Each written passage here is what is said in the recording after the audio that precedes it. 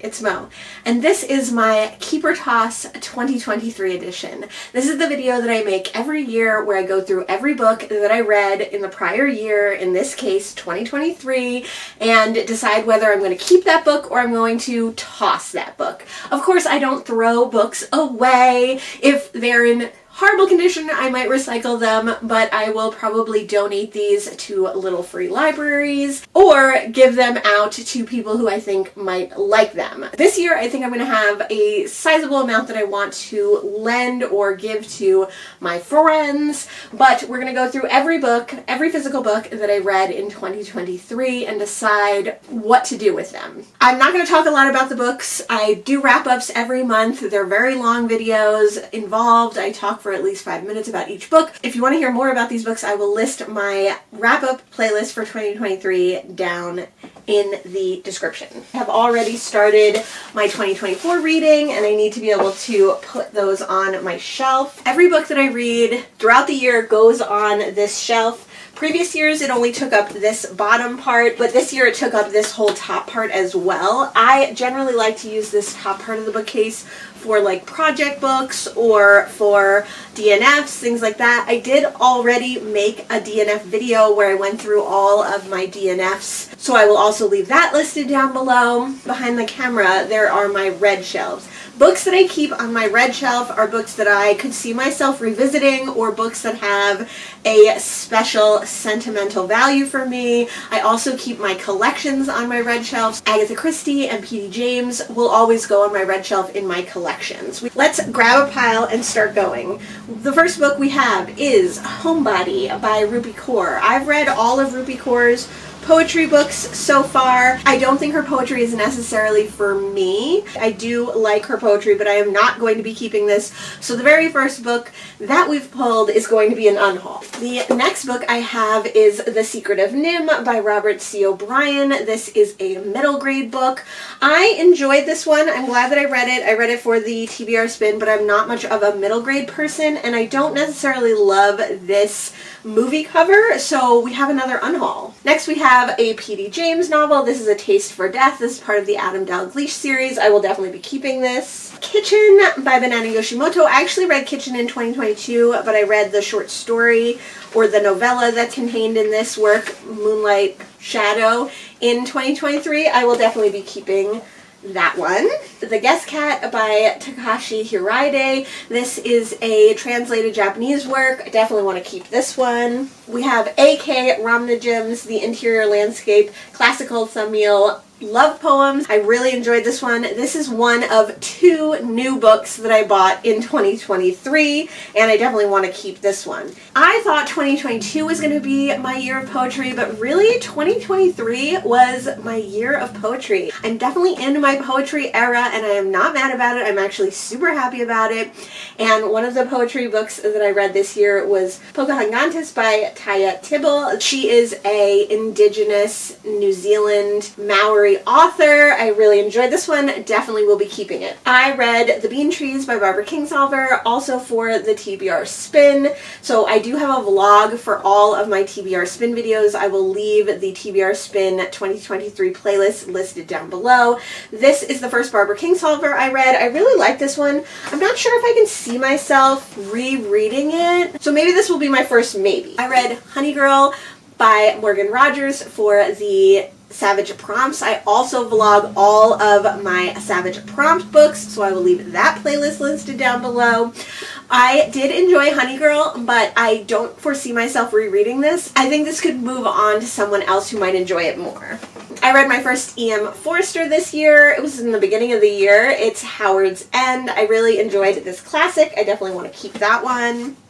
Another semi-classic that I read this year in the beginning of the year was Ian McEwan's On Chisel Beach. This is the first Ian McEwan I've ever read, and I didn't like it as much as I hoped I would or as much as I thought I would, but I could definitely see myself rereading this one. Next we have the first Walter Mosley I've ever read, which is Devil in a Blue Dress. I did like this noir-style mystery that was written in the 90s, but I definitely do not like this cover, so I think this one can go, and I will keep my eye out for a better cover of Devil in a Blue Dress. I reread Passing by Nella Larson in December for Remember December. Love this book. Definitely staying on my red shelf. Why Shoot a Butler is the first Georgette Heyer book that I read. When I first finished this Golden Age mystery, I wasn't sure if I would keep it or not. I wasn't sure how much I enjoyed it, but I have been thinking about it quite a bit, and I would love to read more Georgette Heyer, so I will be keeping this on my red shelf. Another reread in December was The Crying of Lot 49 by Thomas Pynchon. We actually have 2 copies of this exact book for some reason, but I will be keeping this one on my red shelf. One of my favorite cozy mystery series is the Skip Langman series by Julie Smith. This is a cozy mystery series all set in New Orleans. I love New Orleans. I will definitely be keeping all the books in this series to go with my collection, but this is my least favorite book of the series so far. It is Jazz Funeral. Another reread for me was Claire DeWitt and the City of the Dead by Sarah Gran. I read this book originally in 2013 and I really loved it. I found a copy this year and I'm so glad I did, and I'm so glad I was able to reread it, so I will definitely be keeping this one. A classic, one of the few classics that I read this year was Carmilla by Joseph Sheridan Le Fanu. This is a vampire book that was written 100 years before Dracula. I love this one. I don't love this cover, but I'm going to keep it for now. If I ever come across a better cover, or if I come across an annotated version like the one that was annotated by Carmen Maria Machado, I might switch this one out for that one. Then we have another maybe. This is The Uptown House by Melissa Ginsberg. It is set in New Orleans, so I feel like this can go on my maybe pile, and we'll see if I want to keep it or not. Next, we have a sci-fi classic, Dayworld Rebel. I think in 2021, I read Dayworld by Philip Jose Farmer. I'm a fan of Philip Jose Farmer generally, and I really like this series. I'm excited to get to the 3rd book at some point. This is an interesting one, The Loves of João Venencia. This is by Jose Luandino Vieira. This is a translated work, translated from the Portuguese by Richard Zenith. I think I could see myself rereading this one and getting more out of it the next time, so we will definitely keep that one. The other translated books that I didn't mention the translator are The Guest Cat. The translator for The Guest Cat is Eric Selland, and the translator for Kitchen was Megan Bacchus. Next, we have The Removed by Brandon Hobson. I read this one way back in January of 2023. I ended up really liking this book and thinking about it a lot through the year, so I will definitely be keeping this one, hopefully rereading it at some point in the not too distant future. Murder in Wrigley Field by Crab Evers was a sports cozy mystery that I didn't love, but I do love this cover. This is going to go on the maybe pile. I feel like I need to keep it just because of this vintage cover. A book that I will definitely be keeping is Agatha Christie's A Pocket Full of Rye. This is another great vintage cover. I also always keep all my Agatha Christie's. I've been working my way through the Miss Marple series, and this one will go back on my Christie shelf. A book that I really liked earlier this year was Other Words for Home by Jessica Warga. This is a middle grade book. I read it all in one day. It's a novel told in verse, and I thought it was really good. I don't think I could see myself rereading this one, though. Maybe this is one that will go in the stack for my friend Michael, but for now we're going to put it in the maybe pile. And then we have Authority and Acceptance by Jeff Vandermeer. In 2022, I read Annihilation, and it was one of my favorite books of the year that year, and I really love this sci-fi trilogy. I will definitely be keeping both of these. I really liked the young adult novel Darius the Great Is Not Okay. It's one of the few young adult novels I read this year. It's queer. I really enjoyed it. I love this cover. I think it's super beautiful. I don't know if I could see myself rereading this, but I do want to get the second in this duology, so I think I'll put this in the maybe pile. I'm definitely keeping A Year Without a Name by Silas Grace Dunham because I could see myself rereading this one. Aspects that have stayed with me the entire year. I read this book back in April, and I still think about it all the time. This is another tough one. I love, love, love this cover. There were aspects of Just Like Home by Sarah Gailey that I really enjoyed. There were some interesting horror elements, but will I ever reread it? There are aspects of this book that I still think about. I read this one in June. This is going on the maybe pile. In 2023, I read 2 Emily St. John Mandel books, the first 2 I've ever read. The one that's really famous, why can't I think of the name? It's probably in here. I read Station 11 and I read The Glass Hotel. I liked both of these so much. I was going to talk about them both at once if I could find them, but I don't know where my copy of Station 11 is. I did lend it to my dad, so maybe he still has it. I will definitely be keeping both of them, but I will be keeping my eye out for a hardcover version of Station 11 to keep in my collection. A House at the Bottom of a Lake by Joss Malerman. This is another book that I was really hyped for and didn't necessarily live up to my own hyping of this book, but I did enjoy it, and I could see myself maybe rereading this and getting more out of it because I wouldn't have the same expectations going in. So I'm going to put this on the maybe pile. I read As You Wish, Inconceivable Tales from the Making of The Princess Bride by Carrie Elwes, which is a movie that I really love. I could not see myself rereading this one though. It was a super fun nonfiction and I'm glad that I read it, but I am going to be unhauling that. Next we have a book that made me cry, The Prince and the Dressmaker by Jen Wong. I really did love this graphic novel and I could see myself rereading it.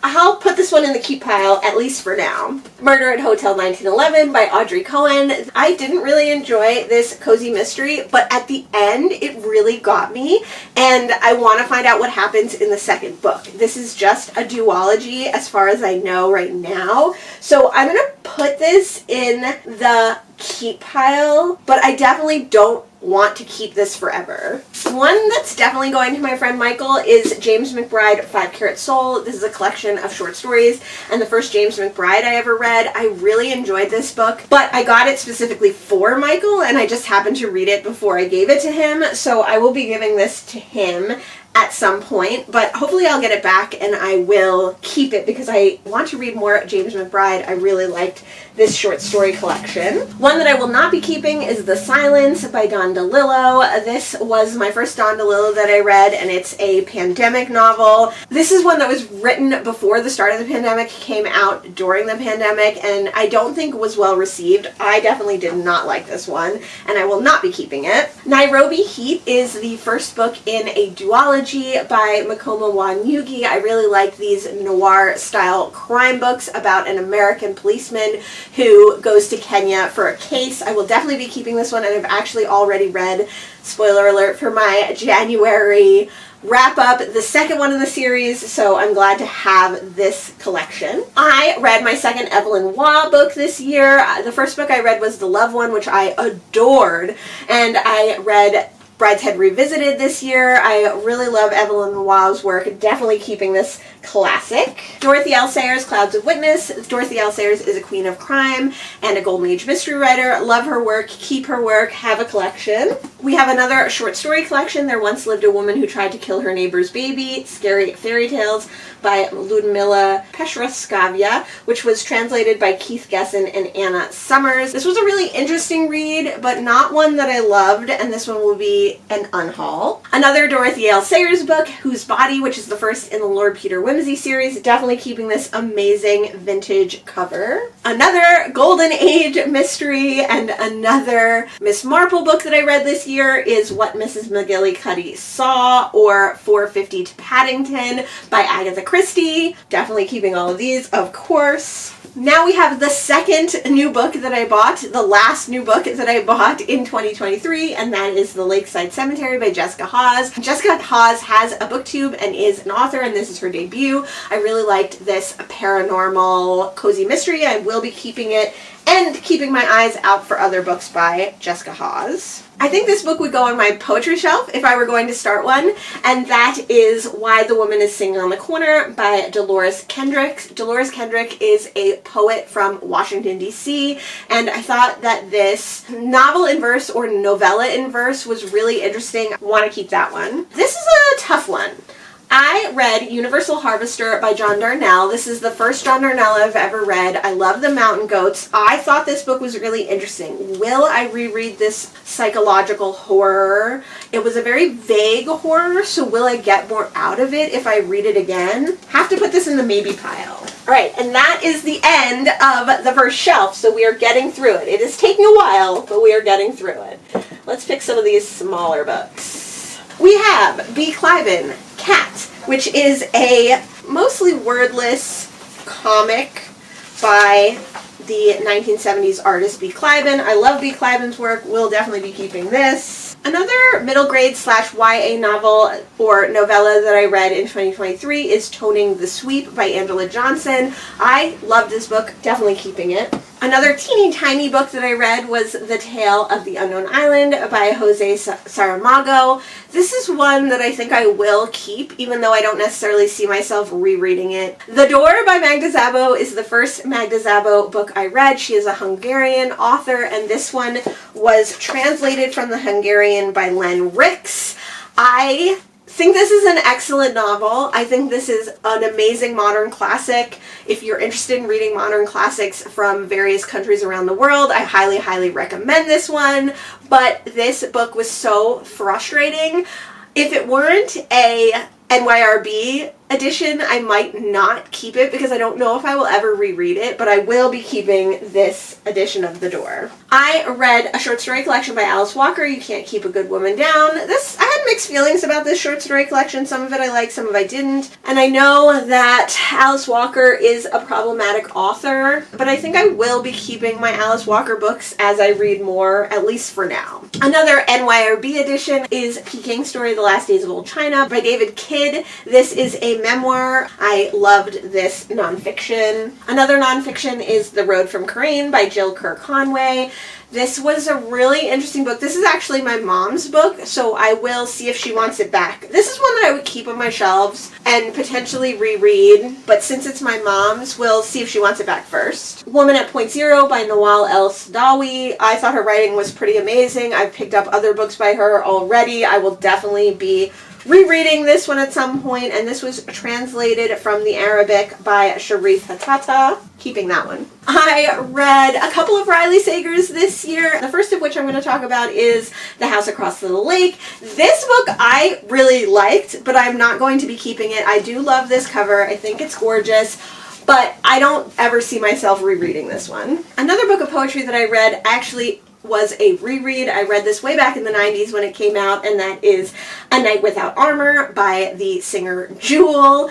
I will not be keeping this one. I see this one all the time, so I could definitely pick this one up if I ever want to reread it. I read my first Catherine Stedman book this year, and then I read two others. The middle one that I read was Something in the Water. If I had just read this one, I would unhaul it, but because I read her other books as well, I'm going to be keeping this one for now. One of my most anticipated books to read this year was The Daughter of Dr. Moreau by Sylvia Moreno Garcia, and I didn't dislike this book, but I didn't love it either.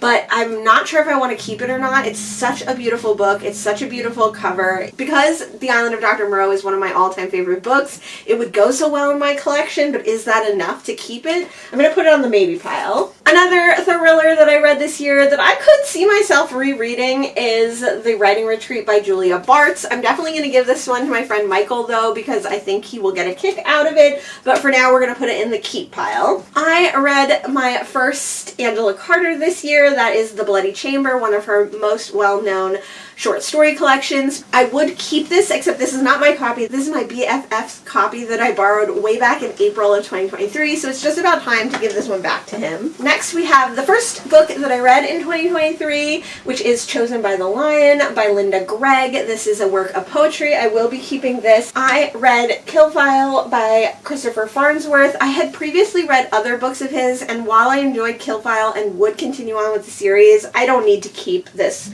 copy of this book. I read The Vanishing Half by Britt Bennett on audio. I think it was really, really good. I'm surprised at how much I like this book, but will I ever reread this one? And if I do, will I reread it physically? I think this one has to go on the maybe pile. The Sanatorium by Sarah Pierce is one of the worst books that I read this year, although I love this cover.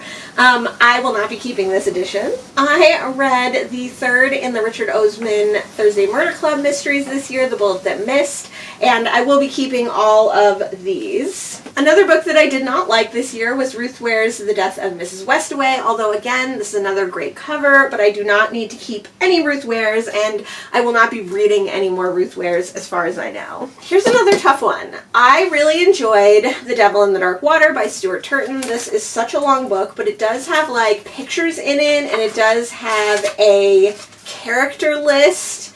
I could see myself rereading this one on audio again, but do I need to keep the physical copy because it has those elements? This will go in the maybe pile.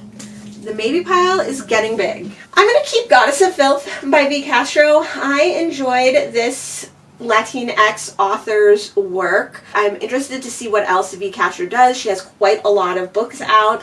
And I do like this cute little edition. This is one that in the future I might choose to unhaul, but right now I could see myself rereading it. I was going to give this book, Japanese Haiku, which is a collection of haiku poems, all translated and compiled by Peter Balinson, to my friend Isaac, but it's so cute. I think I'm going to keep it in my collection, especially if I'm starting that poetry shelf. Next, we have A Rage in Harlem by Chester Himes. This is the first Chester Himes I've read, and this is the first in his Harlem detective novel series, and I really love this one. Definitely keeping it. Let's talk about these two together. This year I read two Ton of French books. They were the first Ton of French books I ever read. I read the first and the second in the Dublin Murder Squad series, and that is In the Woods and The Likeness. So I read In the Woods in 24 hours. I thought it was amazing. These are chunky books, but I flew through this one. The Likeness I read on audio, and I really, really enjoyed the Irish accent of the narrator, and I think I would have flown through this one if I hadn't read it on audio. I really enjoy both of these, and since they go so nicely, I will be keeping them on my shelves. At the end of December, I finished Florida by Lauren Groff. This is the first Lauren Groff I've ever read. I really enjoyed this collection of short stories, so I will be keeping this and hopefully reading more Lauren Groff soon. Another work of translated poetry that I read in 2023 is People on a Bridge by Wisława Szymborska, and this was translated from the Polish by Adam Czernowaski. I enjoyed this work of poetry. I don't know if I really understood a lot of it. I read my first Annie or No this year. This is another translated work. It is a nonfiction. This was translated by Tanya Leslie. I read For Thy Great Pain Have Mercy on My Little Pain, one of the best book titles I read in 2023, and that is by Victoria Mackenzie. I definitely want to reread this one. Definitely keeping it. Another Golden Age mystery author that I love is Mary Roberts Reinhardt, and this year I read The Circular Staircase, which was actually her first novel. I don't love this edition, so I will keep my eye out for maybe a vintage copy, but I loved this mystery and will be keeping it, of course. I also read my first Claire Keegan this year, that is Foster, and I didn't love this book as much as everyone else seems to. This has appeared on so many best of lists of people that I love this year. I did like this book, but I think I set myself up with the wrong expectations for it, and I really struggled to not let a downward thought spiral ruin this book for me. Definitely want to keep it and reread it, hopefully in a better mindset. Another classic is John Wyndham's Day of the Triffids. Don't love this cover, but I will be keeping this edition. I will keep my eye out for a better cover, but for now, going on the red shelf. Oh, these are getting a little precarious. Another world modern classic that I read this year is Max and the Cats by Moacir Seiler. This is a Argentinian author and was translated from Spanish by Aloha F. Giacomelli. I'm not sure how I felt about this one. I think it needs to stay on my red shelf so that I can reread it. I read Mr. Wilson's Cabinet of Wonders, which has been on my TBR forever. This is by Lawrence Welcher. It is a memoir of sorts. It is a nonfiction talking about a very strange museum in LA. I definitely want to keep this one and reread it at some point, and I definitely want to visit the Museum of Jurassic Technology if I ever get the chance. Witches of Litchford by Paul Cornell is a series. I would continue on with this series, but I don't think I need to keep this copy. I could always look up a synopsis if I needed to. A work of poetry that I enjoyed was Billy Collins' Nine Horses. Billy Collins lives in New England in the United States, and he was a poet laureate for many years. I really enjoyed this like whimsical poetry collection, but we will see another poetry collection of his later that I did not enjoy. If I'm keeping a poetry shelf, I should just keep both of them. Here's the other Billy Collins let's talk about right now, The Trouble with Poetry and Other Poems. I really didn't like this collection. Again, I think I'll keep this one for now, put it on that poetry shelf, see how I feel about it in the future. The English Patient by Michael Ondaatje was one of the books that I read that were on the Booker Prize. I did enjoy this book. I don't love this cover. I'm gonna keep this copy for now because I could see myself rereading this one in the future at some point. I read my first John Dickinson Carr this year. He is a Golden Age mystery writer, and although he was American, he was like welcome into the British circle of Golden Age mystery writers. I read It Walks by Night, a Paris mystery. This is the first in the Expector Ben Collins series. It's this great British crime classic library edition. I'm going to keep this one. I really enjoyed this collection of Irish short stories I read way back in March of 2023. It is called The Pale Gold of Alaska. I have no idea how to say this person's name. Please let me know how you say this person's name. I would love to know. I'm definitely keeping that one. I'm also definitely keeping Marcel Duchamp, The Afternoon Interviews by Calvin Tompkins. This is 3 short interviews with the artist Marcel Duchamp, and I loved this book. Could definitely see myself rereading that one. Definitely keeping Minotaur by Benjamin Thomas. This is another world modern classic, and it was translated from the Hebrew by Kim Parfit and Mildred Budney, and I really, really love this classic thriller. I will not be keeping Warp by Lev Grossman. This is the first Lev Grossman I've ever read, and although it was super 90s and I did appreciate its Star Trek The Next Generation references, I don't see myself ever rereading this one. This one I'm torn about. I really enjoyed An American Marriage by Terry Jones. This is the second Terry Jones I've ever read, and I really liked both of her works, but will I ever reread this one? I'm going to put this one on my maybe pile. Even though I really enjoyed What Belongs to You, a novel by Garth Greenwell, and even though I've heard several literary booktubers talk about Garth Greenwell and his essays, I'm not going to keep this one. I think that my friend Michael might really like this one, so I'm going to let him read it. I loved reading the first slave narratives I've ever read. I loved learning about American history that we are not taught in schools in America, but absolutely are essential to learning about American history, and the first of which I read of those was the narrative of the life of Frederick Douglass. This is an autobiography by a man who freed himself from slavery, Frederick Douglass. I could definitely see myself rereading this. This should be required reading for everyone, everywhere, but especially Americans.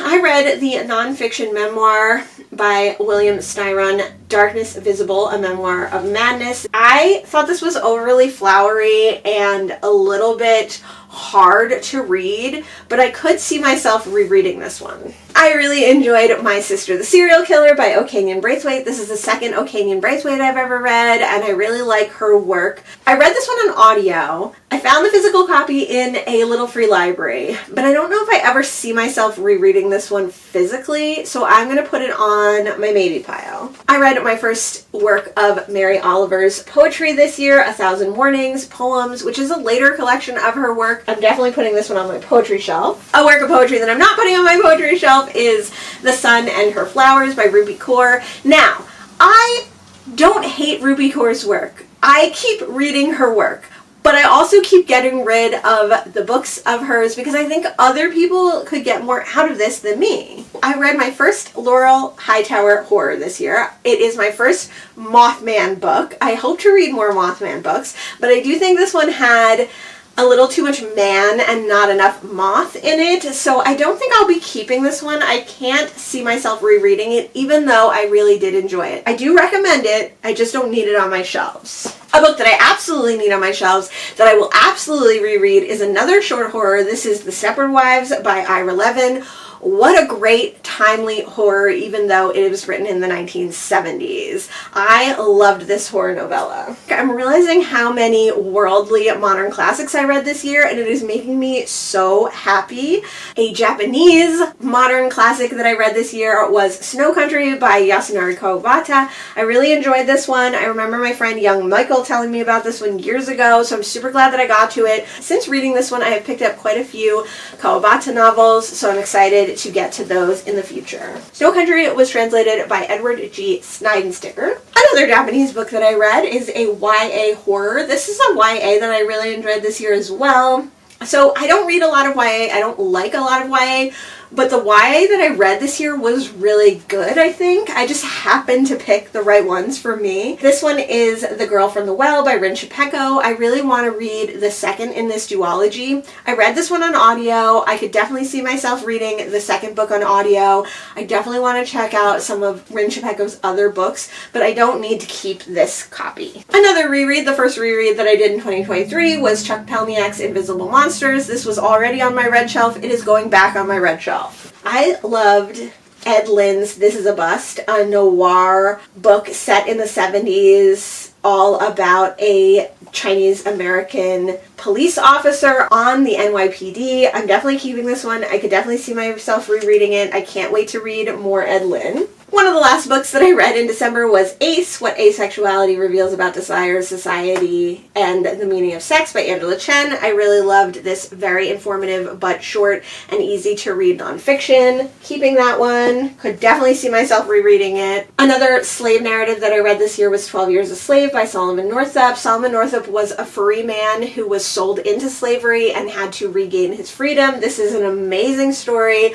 Again, required reading. Why aren't we taught this in schools? It's incredible. A book that I loved this year, totally unexpectedly, was Lost and Found in Harlem by Delia C. Pitts, who is a New Jersey author. This is a self-published work. Can't wait to read more Delia C. Pitts. Here's another Catherine Steadman book that I read this year, The Disappearing Act. I think this was her 2021 release, second to last release so far, and I liked this one. It's probably my middle ranking of the 3 books that I read by her this year, but this is a large print edition. Now, I said I would keep all the Catherine Steadman books because I liked her work and because I read so many, but I'm not going to keep this large print edition. It's like too large. It was like impossible for me to physically read. I read this one on audio, and she reads all her own books, so I suggest reading her books on audio. If I find this one in hardcover, I will probably pick it up. A book that I love this year is A Small Place by Jamaica Kincaid. This is the first Jamaica Kincaid I read. I could definitely see myself rereading this in the not too distant future. I read my first Brian Washington this year. This is Memorial, a novel, and I picked up another book of his recently.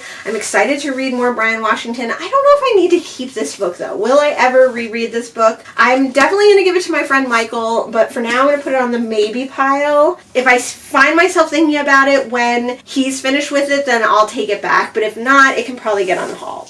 I feel kind of similarly about The Cutting Season by Attica Locke. This is the first Attica Locke I read. It is a mystery set in Louisiana, near to New Orleans, so for that reason I want to keep it, but will I ever reread this book? It's got to go as a maybe. Another hardcover is Malibu Rising. I feel similarly about this as the last 2 books. I enjoyed this book a lot. I have read one other Taylor Jenkins read, which I really liked, which was The Seven Husbands of Evelyn Hugo. I lent that one to my best friend. I don't know if she's actually read it.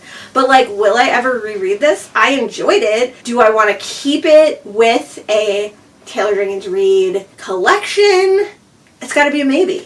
Ooh, that maybe's getting precarious. A book that I'm not going to be keeping, American Spy by Lauren Wilkinson. I read 2 Lauren Wilkinsons this year, one short story on audio, which I didn't think was great, and this novel, which I didn't think was great. I do enjoy this cover for some reason, but I will not be keeping this book. Another Catherine Steadman, and my favorite of the 3 that I read this year is Mr. Nobody. I think this one is her first novel, but I also thought it was her best that I've read so far. I will be keeping this hardcover edition. The other Riley Sager that I read this year was such a disappointment because I was really hyped for it, and that is Home Before Dark. I really wanted to enjoy this one, but I didn't, and I don't need to keep any Riley Sager books. Also, Riley Sager books are easy to find at Little Free Libraries or used bookstores, so I feel like if I needed to get them again, I could. A work of poetry that I will definitely be keeping is Claude McKay Selected Poems. Next, we have The Mystery of Mrs. Christie by Marie Benedict. I read this one in December for the Christie's Missing Readathon. I definitely will not be keeping this one. And then we have The Famous Magician by Cesar Ira. I can see myself rereading this one. I didn't love it the first time, but I thought it was interesting. But I do love these storybook press editions, which I think would be super cute on my shelves.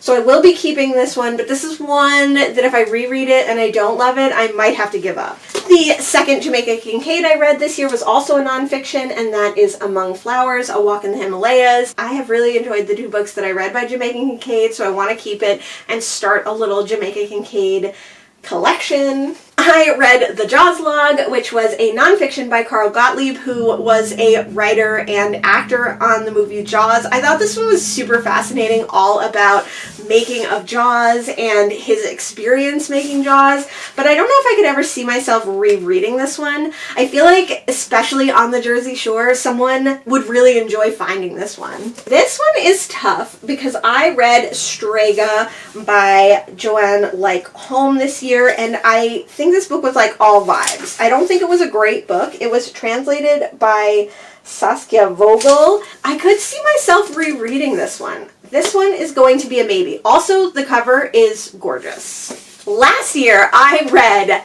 The Ghost Bride by Yang-C Chu, and this year I read The Night Tiger. I loved both of these books. The more I think about her work, the more I love it. I have The Ghost Bride in softcover, so I would love to find that one in hardcover and have like a beautiful hardcover edition of Yang-C Chu's work. This is the last stack of books for my 2023 reads. I have Interior Chinatown by Charles Yu. This one is interesting because it's told all as like a screenplay, so it's super quick. I read it all in one day. I think I could reread this one, so I'm going to keep it on my red shelf. Next we have The Axeman by Ray Celestine. This is a mystery set in New Orleans. Will I ever reread this? I'm going to put it on my maybe pile. Next, we have The Dark Descent of Elizabeth Frankenstein by Kirsten White. I did enjoy this YA retelling of Frankenstein. I don't see myself rereading that book in the future. I read The Joy Luck Club by Amy Tan this year. This is an American modern classic, even though it was just written in the 80s. I definitely want to keep this edition. I would definitely read more Amy Tan. This is one that I don't know if I would reread, but I could see myself having a little Amy Tan collection at some point. But I could also see myself unhauling this in the future if I needed room. I do love this cover though.